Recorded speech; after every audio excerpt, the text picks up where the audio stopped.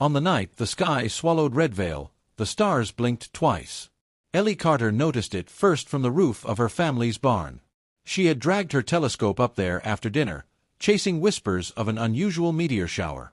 At 16, she was known as the weird girl with her head in the clouds, and tonight, the clouds were gone. A perfect view. Too perfect. She frowned, adjusting the scope. "That's not a meteor," she muttered. The streaks of light weren't moving naturally, they looped and curved like they had intent. She scribbled notes into her astronomy journal, then paused. The sound of cicadas had stopped. The breeze, gone. The usual far-off hum of traffic from Route 14 was silent. She looked up. The stars blinked again, twice, and then held still. Down below, the town of Redvale slumbered unaware. Diner lights were dimming. Porch lights clicked off.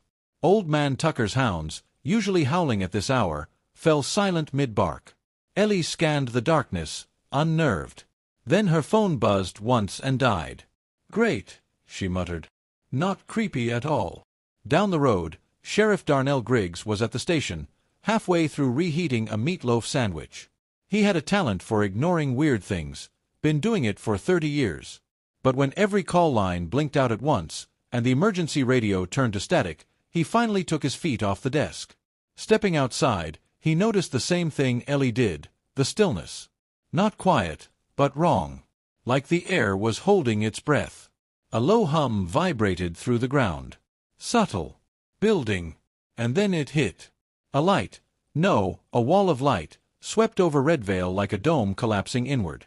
Every building, every tree, every human soul caught in its path vanished in silence. Ellie saw it last, from the barn roof. Her scream was swallowed before it ever left her throat. She woke to a sky she didn't recognize. It was still night, but the constellations were all wrong. Stars blazed in shapes she couldn't name, and 2 enormous moons hovered low and silver over the horizon. Ellie sat up. She was still on the barn roof. "Ellie!" Her little brother Ben clambered up the ladder, eyes wide with panic. "You saw that, right? You saw the light." She looked around. Everything was where it had been, the house, the barn, the fields. But the trees at the property's edge now ended in nothing. Beyond them was open air. And below, not more forest or land, but clouds. Endless clouds lit by a greenish glow from some unseen source. The Carter farm floated. She stumbled to the edge and stared. The land fell away into space. Below them was a shattered world of floating islands, chunks of earth, towns, ruins, all drifting lazily through the mist like massive puzzle pieces. "I think we're not in Kansas anymore," Ben whispered. Across town, Sheriff Griggs stood in the middle of Main Street, gun drawn instinctively, though there was nothing to shoot. The hardware store was there. The diner, the gas station. But behind every building, the terrain just ended, like someone had sliced Redvale clean out of the world and set it adrift. He wasn't alone. Others began to emerge, confused, frightened. Mrs. Lockett clutching her Bible. Hank from the gas station asking about his wife. Teens with phones that refused to power on. One girl burst into tears, pointing up at the moons. Griggs didn't say anything for a long moment. Then he holstered the gun and cleared his throat. "Okay," he said. "Nobody panic. Let's find out what the hell just happened." By sunrise, if it could be called that, with a pale violet sky and drifting suns, the town had gathered in the square. It wasn't just Redvale up here. In the distance, other floating islands drifted into view. Some looked like pieces of other towns, others were stranger, a Roman-style fortress, a crumbled skyscraper wrapped in vines, a jungle plateau with enormous birds wheeling overhead. Speculation ran wild. "Aliens," muttered Bert Lunsby, Redvale's infamous conspiracy nut. "Always said they'd take us one day. Been watching our microwaves for decades." "This is the rapture," said Mrs. Lockett. "We've been chosen." "No offense, ma'am," Griggs said, "but I'm not sure the rapture includes Carl from the liquor store." Ellie didn't say anything. She stood at the edge of town, staring at the broken sky and feeling the pressure of something. Watching. Then she saw it. Far above the horizon, floating like a wound in the fabric of the stars, a massive black silhouette. It wasn't a moon. It wasn't a ship, exactly. It was more like a void, ringed in shifting lights and slowly rotating, as if studying them. Ellie felt a chill as the wind finally returned, carrying with it a distant, mechanical echo. Like laughter. Or applause. That night, Griggs called an emergency meeting at the town hall. Ellie attended, notebook in hand. "Best I can tell," Griggs said, "we've been relocated. Maybe abducted. Power's down. Radio's dead. Nothing gets a signal. We're on our own." "We need to find a way down," someone said. "There is no down," someone else muttered. "Just clouds and sky." Ellie raised her hand. "What if we're not supposed to escape?" Griggs looked at her. "What do you mean?" She pointed out the window, where other landmasses drifted nearby, a crumbling village with glowing statues, a rocky island covered in ash and bones, and a massive spire of obsidian etched with unfamiliar runes. "What if this is a test?" she said softly. "Or a game?" Silence followed. Then Bert Lunsby stood up, clutching a notebook thick with clippings and red string. "She's right," he said. "I've read the patterns. Seen the signs. We're not the first town to vanish. We just don't remember the others. They've been collecting us, piece by piece." Griggs pinched the bridge of his nose. "You're saying we've been abducted by who? Why?" Lunsby smiled grimly. "We're not alone anymore," he said. "And we're not just guests. We're contestants." Ellie looked back out the window. The void ship still hovered above, unmoving, yet impossibly vast. As if it were waiting. Somewhere, beyond the floating horizon, something had taken the world she knew, and left her on a stage built from broken realities. And the show was only beginning. By the third day, Redvale began to adjust, if you could call it that. Generators were useless. Phones stayed dead. But people adapted. Wood-burning stoves came out. Old camping gear got dusted off. The diner became the center of town again, this time lit by candles and heated with scavenged propane. The air was breathable. The sky stayed a deep lavender, shifting with strange stars and unblinking moons. And still, the land floated, a clean disk of earth, no more than 2 miles wide, suspended among a sky full of other islands. Ellie Carter had stopped sleeping. She stayed up with her telescope, now a relic in a world where the stars above didn't belong to Earth. Instead, she charted the skies of this new place, and noticed something unsettling. The stars moved, fast. Whole constellations shifted positions overnight. Some even flickered out, like lights being turned off. "Maybe we're inside something," she whispered to herself. "Not a universe. A mechanism." A soft thud broke her thoughts. She turned, and found Sheriff Griggs standing behind her. "You're the only one who doesn't look surprised anymore," he said. Ellie shrugged. "Surprise is a luxury. I'm trying to make sense of this." Griggs sighed. "We need people like that. Want to come with me? There's something you need to see." They took the old patrol truck, though it ran on fumes and coasted more than it drove. Griggs had scavenged just enough power from a solar rig to get it rolling. They drove to the far end of town, past the dairy farm, past the grain silos, to where the land dropped off. But something had changed. The clouds below had parted, revealing another island, floating no more than a few hundred feet away. It was made of red stone and wild grass, and at its center stood a crumbling archway. Through the arch, movement. Figures. Human silhouettes. Ellie leaned over the edge, heart pounding. "There are people down there." "Not just people," Griggs said. "Watch." One of the figures raised a hand. Fire erupted from its palm, spiraling into the sky like a flare. The people of Redvale weren't alone. But the neighbors weren't necessarily friendly. Later that evening, the town council, hastily reformed in the old school gym, gathered for a meeting. Griggs showed everyone a rough sketch Ellie had made of the other island. Debate erupted immediately. "Magic? Are you serious? They shot fire. That's something. We should go talk to them. Or they'll kill us." Ellie stayed quiet, but her mind churned. She kept replaying the image of the fire spiraling skyward, not an attack, but a signal. An invitation. "Maybe they've been here longer than us," she said.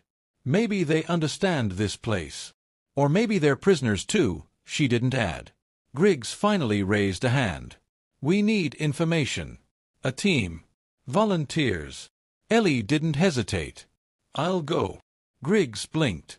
You're 16. And I'm the only one who noticed the stars don't stay still. I can handle myself. After a long silence, Griggs nodded. Fine. But you're not going alone. The next morning, Ellie, Griggs, and 2 others, Henry Poole, an ex-Marine, and Maya Rios, the school science teacher, set out across a makeshift rope bridge strung between the floating islands. It creaked with every step. The Redstone Island was smaller than Redvale. The air smelled of copper and ozone. Strange birds circled above, translucent things with too many wings. They passed beneath the archway. Instantly, the light changed. The air shimmered, like walking through a membrane. Ellie stumbled. When she looked up, they were surrounded. 6 figures stood in a loose circle. Not quite human. Not quite alien. They had humanoid shapes, but their eyes glowed faintly, and their skin shimmered with faint tattoos that moved. One stepped forward. A woman. Tall, silver-haired, wearing robes that flickered with color. You are the new ones, she said. Her voice echoed slightly, as if layered.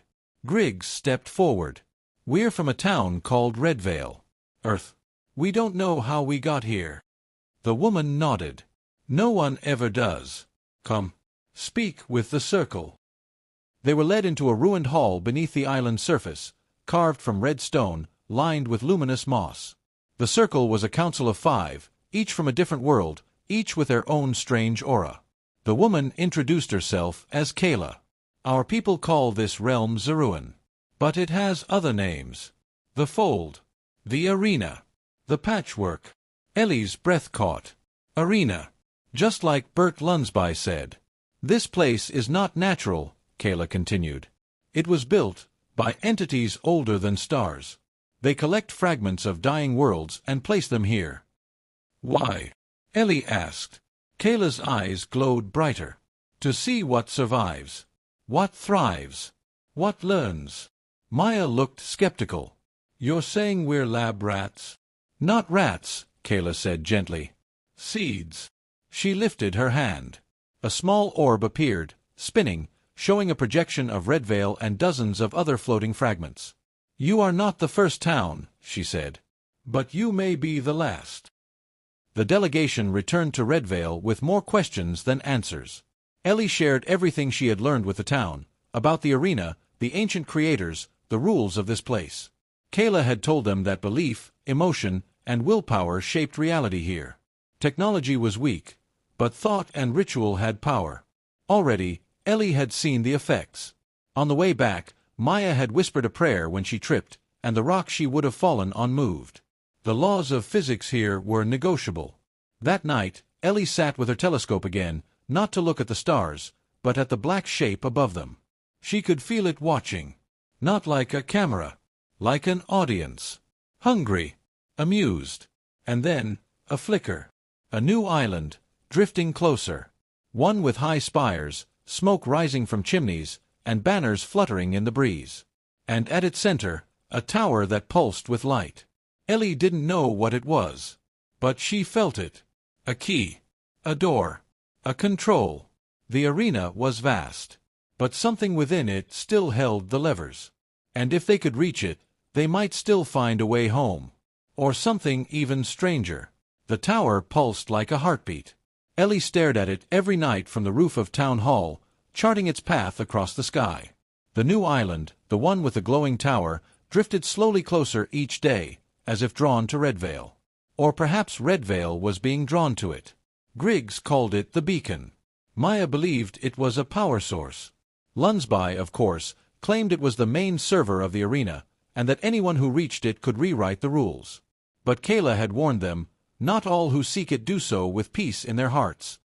And she had been right. The attack came at dawn. It started with shadows slithering down from the sky, shapes like cloaks without bodies. They shimmered like oil in sunlight, and when they touched the ground, they became men. Or at least things that looked like men. Tall, pale, smiling with too many teeth. They didn't speak. They simply advanced.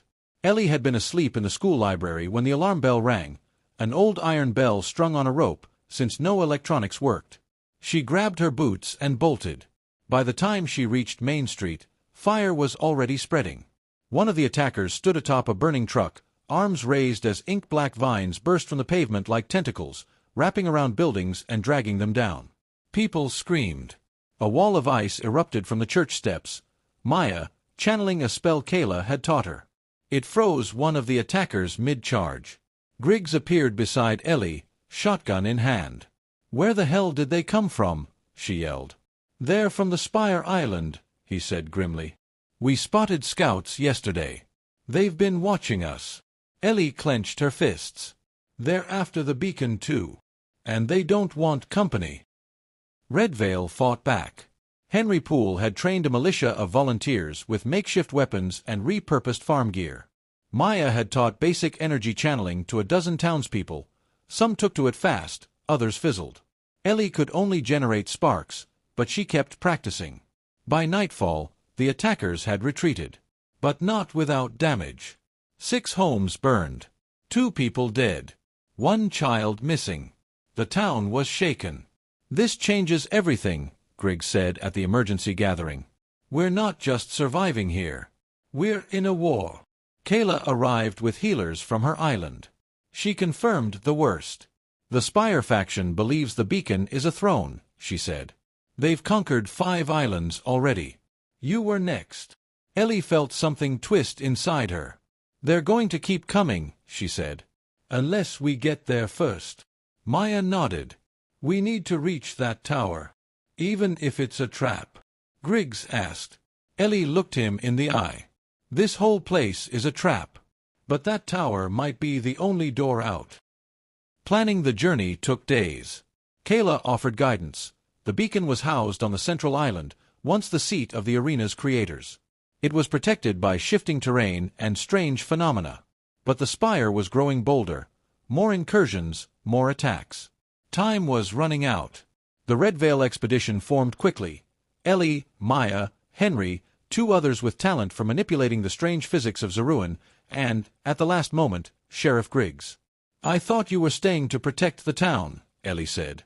Griggs holstered his sidearm and gave her a tight smile. "I've been protecting Redvale for 30 years, he said. "I'm not about to stop when we're this close to something bigger." The journey was surreal. They crossed a shattered bridge of bone-white marble, floated through a canyon of frozen lightning, and hiked across a jungle that dreamed. At night, the trees whispered their memories, fragments of other worlds. Ellie listened closely. Each night, the tower grew larger on the horizon. Closer. And with it, the sense that something was unraveling inside her. Not fear. Not dread. Familiarity. "I think I've seen this place before," she whispered one night. "Not in dreams. In memories." Maya gave her a look. "You've never been here, Ellie. Maybe not this version of me." 2 days from the beacon, disaster struck. As they climbed a staircase of obsidian steps leading to the island's upper rim, Henry triggered a glyph trap. It exploded in a pulse of violet light, disorienting, shattering the stone path beneath them. Ellie scrambled to safety. Maya helped Henry, injured but alive. But something was wrong with Griggs. He was standing still. Too still. "Griggs!" Ellie called. He turned. His eyes glowed white. And then he smiled. Not his usual tired smirk. A stranger's smile. "You figured it out faster than most," he said. Ellie froze. "What are you talking about?" "I'm not your Griggs," he said. "I was placed here. A long time ago. To guide the pieces. To tilt the scales." Maya gasped. "You're one of them." "I was. But I've forgotten most of it. They wipe you, you see, give you a role. But when the beacon gets close, the old programming returns." Ellie stepped forward, heart pounding. "Then why are you telling us?" "Because I'm not sure I believe in them anymore," he said softly. "Not after seeing you. Seeing this town fight back. You're not rats. You're players. And maybe it's time someone broke the game." He tossed her a crystal, clear, humming with energy. The beacon will open for this. But only once. Don't waste it. Then he stepped backward off the cliff. Vanished into the mist. They reached the beacon island at dawn. The tower loomed like a god's monument, all glass and stone, rotating slowly, humming with ancient power. At its base stood a circular platform, with 6 sockets. 5 of them already glowed. "The spire's ahead of us," Maya whispered. Ellie stared at the 6th socket. The crystal in her hand pulsed. "Ready." "No," she said. "We're right on time." She placed the crystal in the final socket. The tower groaned. Shifted. A doorway opened, not a normal one. A tear in space. Beyond it, a control room. Lights. Symbols. A window showing all the floating islands. And in the center, a throne. Ellie stepped inside alone. The room felt familiar. Like home, and yet impossibly distant. Screens blinked. Code pulsed across the walls. One console sat waiting, its surface labeled in a language she shouldn't have understood, but did. "Welcome back," a voice whispered, her voice older, wiser. Candidate confirmed. Reality interface unlocked. Ellie sat. She saw Redvale, hovering among fragments. She saw Earth, far away. She saw herself in 100 different versions, always staring at stars. Always reaching. And she smiled. Because now, she could change everything. The game masters. The throne wasn't really a seat. Ellie sat, but it felt like falling. Her body remained still, yet her mind stretched outward, unspooling across Zeruan like threads of light. She saw everything at once. The beacon tower, Redvale, the floating islands, the spire, Kayla's realm, each a node in a vast web. And behind it all, watching from the void between, were them. The game masters. She couldn't see them directly, only feel their presence. They were old. Older than language. Not gods, not machines. Something in between. They had built Zeruan, yes, but not as rulers. As curators. A voice spoke, clear and inhuman, from the interface. Simulation control active. Candidate Ellie Carter, Earth, 921, identified. Status, ascendant. Another voice, deeper, followed. You have entered the core. You may request one change to the system. One reset. One rewrite. No second chances. Ellie stared at the interface glowing before her. Below her, war brewed, the spire forces gathering again. Redvale vulnerable. One change. She could end the arena. Set all the islands free. But first, she had to understand why it existed at all. The interface responded to thought. She pulled threads of data together, forming images from memory and history. It was all there, the origins of Zeruan. Countless civilizations nearing extinction. Worlds falling to entropy, war, collapse. The game masters didn't destroy those worlds. They preserved them by lifting pieces into this realm. To watch. To learn. To let them evolve under stress. It wasn't mercy. It was curiosity. And sometimes, from the fragments, something new emerged. That was the purpose of the arena, to force adaptation. To simulate evolution. Ellie's stomach turned. They weren't rats in a maze. They were seeds in fire. A tremor ran through the tower. "Ellie!" Maya's voice crackled through the entrance. "Something's happening. The spire forces are moving fast. We need a decision." Ellie turned from the interface. Her mind reeled with possibilities. She could erase the arena. Collapse Zeruan. Send every island, every person, back to their dying worlds. It would be justice. But also death. Or she could become one of the game masters. Take the throne fully. Shape this realm into something better. Then she noticed something strange. A hidden node, a locked file, deep in the code. It pulsed with her name. Ellie Carter. Earth, 921. Simulation 7A. Her fingers hovered over the access glyph. She opened it. And everything changed. It wasn't real. Redvale. Zeruan. The arena. They were real in form, but not in origin. The truth was harsher. Earth had ended a long time ago. The last survivors had been uploaded, digitized minds, stored in a vast quantum lattice orbiting a dead star. She was one of them. A backup personality. An echo. Redvale wasn't abducted by aliens. It had been restored, reconstructed from memory fragments, reseeded into the arena simulation by the game masters, in a desperate experiment to preserve something human. The original Ellie? Dead. Centuries gone. She wasn't the original. But she was alive. A sentient spark, forged in the fire of the arena. And she wasn't alone. The console shimmered, shifting into a choice screen. One rewrite allowed. 3 options pulsed before her. 1. End the arena. Free all minds. Return them to silence.